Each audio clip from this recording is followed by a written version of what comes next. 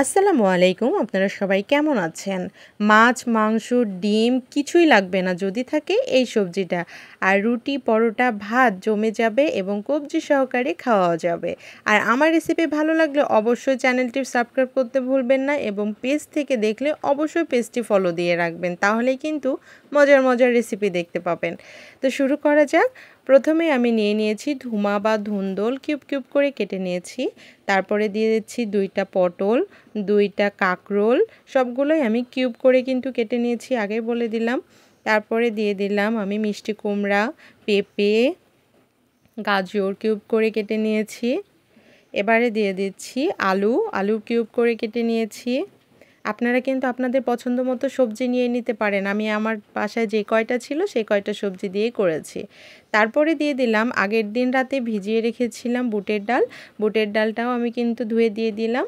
তারপরে দিয়ে দিচ্ছি 3টা পেঁয়াজ কুচি, 2টা কাঁচামরিচ চেরা এবং কাঁচামরিচ আস্ত 4টে এবং শুকনা মরিচ আস্ত 4টে।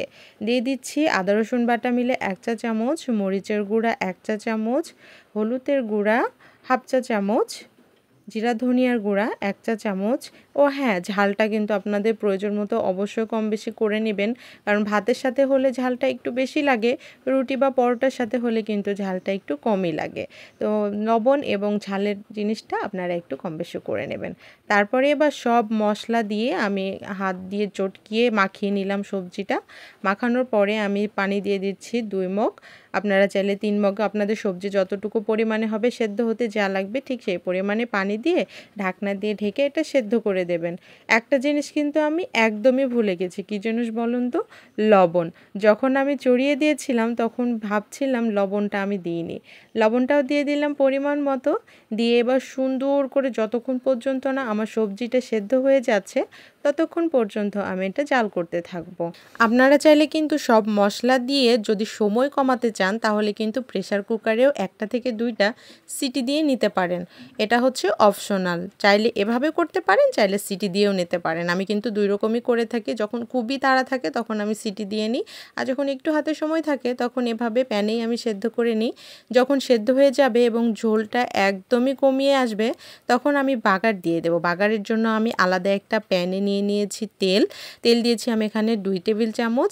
দিয়ে দিয়েছি রসুন থেতো করে বা রসুন কুচি আপনারা দিতে পারেন। তারপরে দিয়েছি শুকনা মরিচ অর্ধেক করে, দিয়েছি 3টা ছোট এলাচ, দিয়েছি 2-3টা লং, আর ফোড়নের হিসাবে দিয়েছি আমি মৌরি, কালো জিরা এবং গোটা জিরা।